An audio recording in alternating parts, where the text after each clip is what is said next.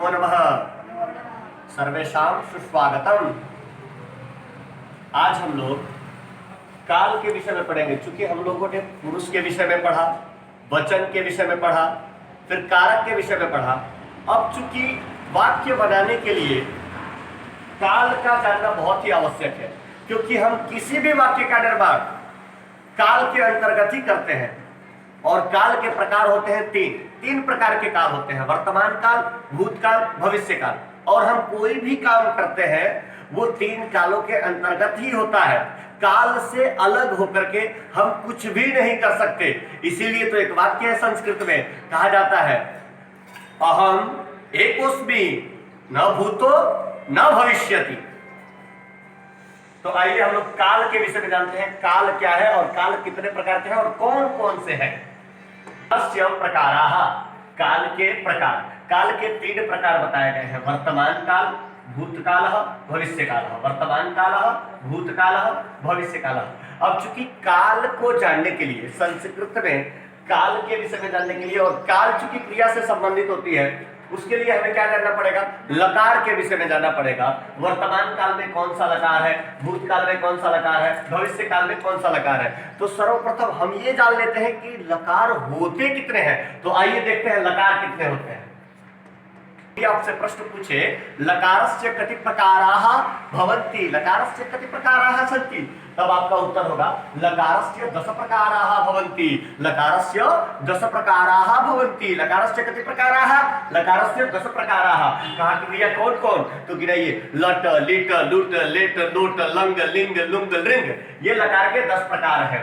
लट लकार, लिट लकार, लुट लकार, लिट लकार, लेट लकार, लोट लकार, लंग लकार, लिंग लकार, लुंग लकार और लिंग लकार। ये 10 प्रकार है लकार के। अब कहा कि 3 काल है और 10 लकार है। आपने तो कहा अभी कि काल के विषय में पढ़ना है तो लकार के विषय में पढ़ना होगा। तो देखिए 3 काल है और 10 लकार है। तो इनमें से जो 5 लकार है ना, उनका हम बोलचाल में प्रयोग करते हैं। और 5 जो लकार है, व्याकरण शास्त्र में बताया कि वेद के छंद मात्र के लिए है। 5 जो लकार है उनका ग्रहण कहाँ किया जाता है? तो वेदों के छंद में किया जाता है। कभी कभी जो विशिष्ट विद्वान होते हैं वो बोलचाल में भी करते हैं। और हम लोग भी पढ़ेंगे, हम लोग क्रमशः 10 लकार के विषय में पढ़ेंगे। क्योंकि हम जब अभी वर्तमान काल, भूतकाल, भविष्य काल के विषय में पढ़ रहे थे तो हमने अभी बताया आपको कि सबसे पहले वर्तमान काल आता है, उसके बाद भूतकाल आता है और उसके बाद भविष्य काल आता है। तो कहा कि भैया वर्तमान काल में वाक्य प्रयोग करना सबसे पहले सीखना आवश्यक है। क्योंकि यहाँ पे जो लट लकार है इसका भी प्रयोग वर्तमान काल के लिए ही किया जाता है। क्योंकि 3 काल है और 3 काल में देखिए काल के हिसाब से किस काल में किसका कौन से लकार का प्रयोग किया जाता है। तो वर्तमान काल में लट लकार का प्रयोग करते हैं, लट लकार का प्रयोग वर्तमान काल में करते हैं। और लिट लकार का प्रयोग लिट लकार का प्रयोग हम भविष्य काल में करते हैं। और लंग लकार का प्रयोग हम भूतकाल में करते हैं। लट, लिट, लंग, ये वर्तमान काल, ये लिट भविष्य काल और लंग भूतकाल में। तो आइए क्रम से इनके विषय में भी लिख लेते हैं, किस काल में किसका प्रयोग करते हैं। और आप भी लिखिए, कलम और कॉपी लेकर के बैठिए, लेकर के बैठेंगे बिल्कुल समझ में आएगा। संस्कृत बोलना आएगा, 1 महीने के भीतर आएगा। 10 दिन में आप बोलना प्रारंभ करेंगे, ये मेरी गारंटी है। काल विभाजन के अनुसार 3 जो लकार है उसमें सबसे पहला है लट लकार, दूसरा है लिट लकार और तीसरा है लंग लकार। वर्तमाने लट सूत्र से लट लकार बनता है। और वर्तमान काल का बोध करने के लिए हम लट लकार के क्रिया का ज्ञान करते हैं। उसी प्रकार से लिट लकार है, उसी प्रकार से लंग लकार है। अब चूंकि आज हम क्रम से प्रारंभ करेंगे, सबसे पहले हम पढ़ेंगे लट लकार और लट लकार के रूप कैसे प्रयोग किए जाते हैं। आइए आज हम ये समझते हैं।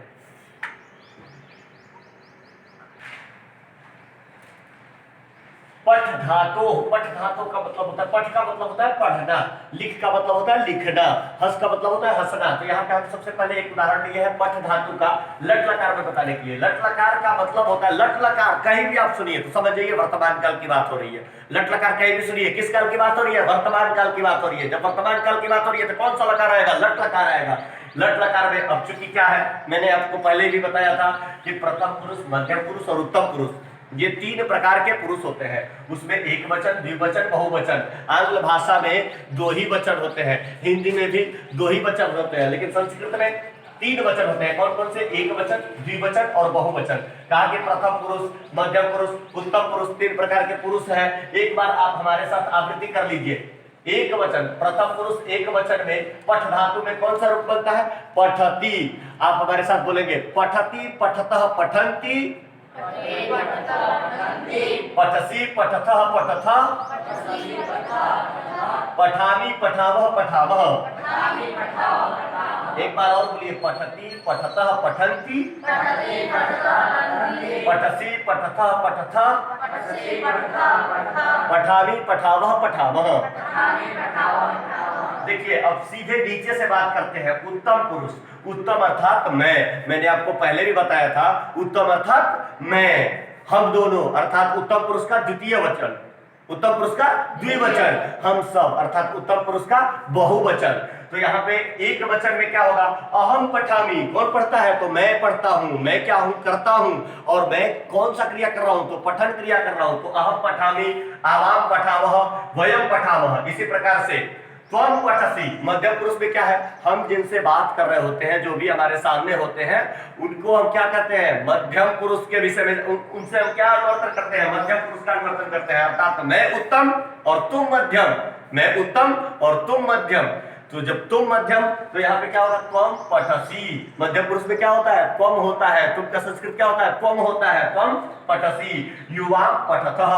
द्विवचन में, मध्यम पुरुष के द्विवचन में क्या होता है? युवाम होता है। युवाम के लिए क्या करेंगे? पठ धातु का मध्यम पुरुष द्विवचन लाएंगे तो क्या बनेगा रूप? पठतः। तुम दोनों पढ़ते हो, त्वम युवाम पठतः। तुम सब पढ़ते हो, क्या होगा? यूयम पठतः।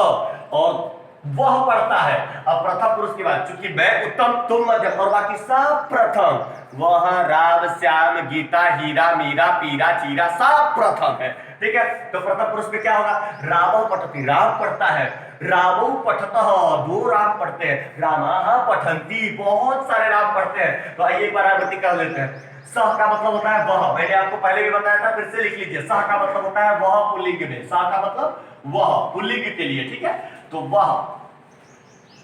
अब सह का रूप चलाते हैं। सह तौते, एक वचन, द्विवचन और बहुवचन क्रम से बनते हैं। तो क्या होगा? सह पठती, वह पढ़ता है। तो पठतः, वे दोनों पढ़ते हैं। ते पठन्ति, वे सब पढ़ते हैं। आइए हमारे साथ बोलिए, सह पठती, बोलिए सह, तौ पठतः, ते पठन्ति, त्वं पठसि, युवां पठतः, यूयं पठतः, अहं पठामि, आवां पठावः, वयं पठामः, सह पठति, तौ पठतः, ते पठन्ति, रामः पठति, श्यामः पठति, मोहनः पठति, सीता पठति, गीता पठति, त्वं पठसि, युवां पठतः, यूयं पठतः, अहं पठामि, आवां पठावः, वयं पठावः। इस प्रकार से जिस पुरुष वचन का कर्ता होगा, उसी पुरुष वचन की क्या होगी? क्रिया भी होगी। बस यही समझना है। आइए पाठ के बाद और भी देखते हैं, और भी कौन से धातु है। देखिए धातु क्या है? क्रिया का मूल रूप है। धातु क्रिया है, क्रिया का मूल रूप है। पठ है, लिख है, हस है, रुद है, बहुत सारे धातु है। बहुत सारे धातुओं के विषय में मैं बताऊंगा। एक दिन में सिर्फ यही बताने के लिए आऊंगा कि धातु जो है संस्कृत में 2000 धातु है। व्याकरण शास्त्र में जिन धातुओं का ग्रहण किया गया है वो लगभग 1996 धातुओं का ग्रहण किया गया है। कितने धातुओं का?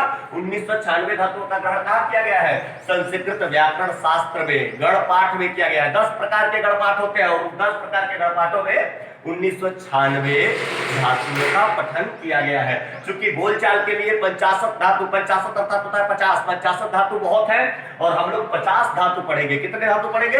50 धातु पढ़ेंगे। तो आइए दूसरा धातु देखते हैं, दूसरे प्रकार से प्रयोग करना सीखते हैं। हम लोग जानते हैं लिख धातु के विषय में। लिख धातु का अर्थ होता है लिखना। पठ मतलब पढ़ना, लिख मतलब लिखना, हंस मतलब हंसना, रुद मतलब रोना। तो आइए लिख धातु के विषय में जानते हैं। और उसी के साथ मैंने लिख भी दिया है क्रम से। अब आपको समझने में ज्यादा कठिनाइयों का सामना नहीं करना पड़ेगा, बिल्कुल आसान है। यूं चुटकियां बजाइए, ध्यान से पढ़िए, बिल्कुल समझ में आएगा, परफेक्ट समझ में आएगा। नहीं समझ में आया आप फिर कमेंट करिए, लाइक करिए, कमेंट करिए और पूछिए आप पूछिए, वही पे पूछिए, वही पे बताऊंगा, बिल्कुल बताऊंगा।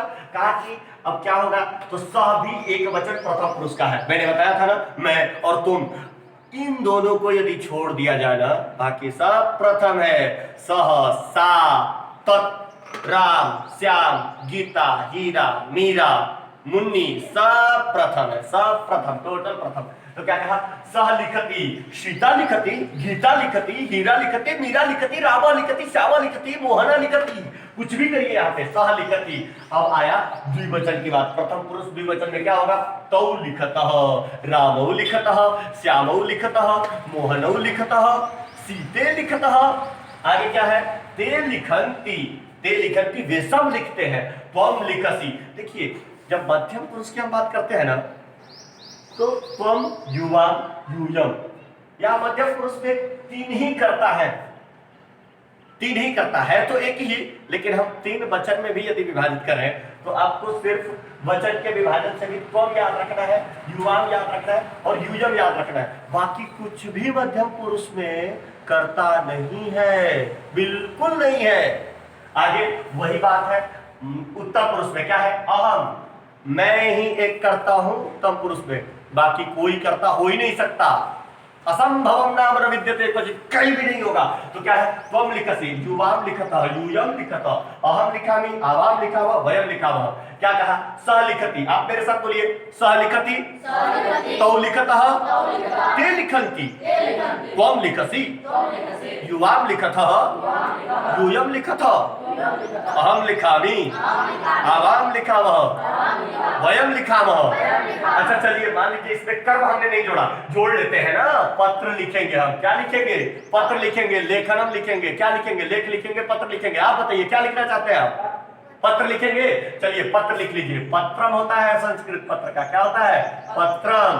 चलिए, सह पत्रम लिखती, वह पत्र लिखता है, सह पत्रम लिखती, तो पत्रम लिखतः। अच्छा कोई बात नहीं, कर्म में कोई परिवर्तन नहीं होगा। कर्तृवाच्य का वाक्य बना रहे हैं हम, किस वाच्य का, कर्तृवाच्य का। हम बताएंगे तीन प्रकार के वाच्य होते हैं, कितने प्रकार के, तीन प्रकार के, कर्तृवाच्य, कर्मवाच्य और भाववाच्य। हम आगे पढ़ाएंगे आपको, बिल्कुल पढ़ाएंगे, परफेक्ट। तो क्या कहा, सह पत्रम लिखती, वह पत्र लिखता है, तौ पत्रम लिखतः, वे दोनों पत्र लिखते हैं, ते पत्रम लिखन्ति, वे सब पत्र लिखते हैं। आइए मेरे साथ बोलिए, सह पत्रम लिखति, तौ पत्रम लिखतः, ते पत्रम लिखन्ति, सह किम करोति, सह पत्रम लिखति, सह किम करोति, सह पत्रम लिखति, तौ पत्रम लिखतः, ते पत्रम लिखन्ति, त्वम पत्रम लिखसि, त्वम पत्रम, त्वम पत्रम,